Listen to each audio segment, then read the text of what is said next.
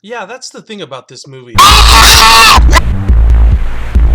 What's up, everybody? Back today with another review for you, and it's going to be The Possession of Michael King. I went to go see a screening for it last night. I think the film's available August 26th on VOD. Written and directed by David Jung. It's his first full-length feature. It was shot over 19 days on location in LA. And let's get into the story a little bit. It's basically about this guy named Michael King, and he sets out to film this movie as a pure skeptic. He doesn't believe in God or the devil or spirits or anything like that.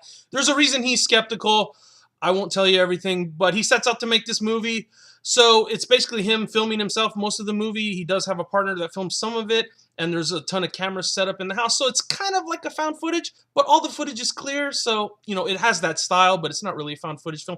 Don't let that bog you down. Don't think of it as one of those type of films, because it really isn't. So as he goes in to make this movie, he winds up, you know, just inviting these spirits into him. He goes into one guy who's like a necromancer. He goes to this other couple who's all crazy. They cast these crazy spells on him. And some of it's kind of funny, and some of it's kind of humorous at the beginning, but then eventually something takes. And then from there, he just descends kind of into madness, and it's just basically a one-man show. The guy Shane Johnson carried the movie pretty well. That's the first thing I'll say about this film. You know, he's not the greatest actor, but this whole role was on his shoulders, and he did a good job.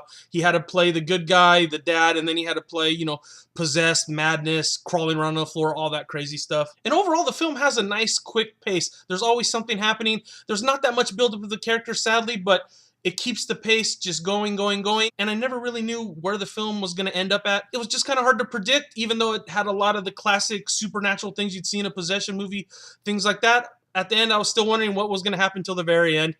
I could see it coming at the very end, but it kept me guessing. And overall, I just like watching this character kind of go down this rabbit hole of, you know, sickness. After the movie, the director was talking, and he said one of the big inspirations for this film was Cronenberg's The Fly, which I thought was kind of cool. He just wanted to show like a possession version of The Fly, this guy kind of transforming, you know, discovering this thing in his body and all that stuff. Of course, this doesn't have the special effects of The Fly, so there's not that much, you know, special effects. In fact, the special effects in this movie are pretty minimal, which was cool. There's not really any CGI. There's a couple of cheesy effects, but most of it is pretty good effects. And like I said, definitely creepy at times. But let's get to some of the bad stuff. Like I said, it's some stereotypical supernatural stuff. There's a point where a bird hits the window and dies, and at that point, you know, I was like, oh god, that's so freaking typical. But you gotta have some of this typical possession stuff, you know. Unless it was going to be a perfect rewrite of the possession story, it had to have some of that stuff. I'll go easy on it as far as that goes.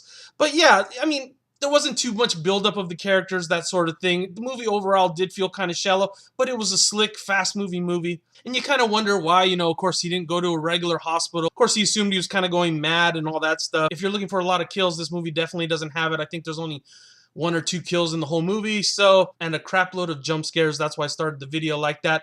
That's what I think made the guy next to me nervous. He actually left halfway through the movie, which, you know, you could take as a good sign, but he seemed to be getting really nervous because the beginning of the film is like sort of this audio assault, because, you know, it starts off slowly, and of course the camera's the first thing to mess up, and there's all these crazy sounds and stuff, which hopefully I mimic properly.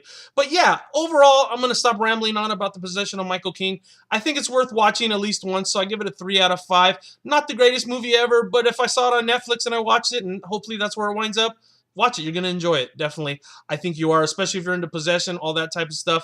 It was kind of a little slightly fresh take on the whole thing. I'm sick of always seeing the girl possessed or the mom possessed or something like that. This was kind of cool, you know, you got to see it from the possessed person's point of view. So if you've seen The Possession of Michael King, comment down below. Let me know what you thought. Too many jump scares, not enough effects. What do you think of the whole story? Like I said, kind of liked it. All right, guys, see ya soon. Bye.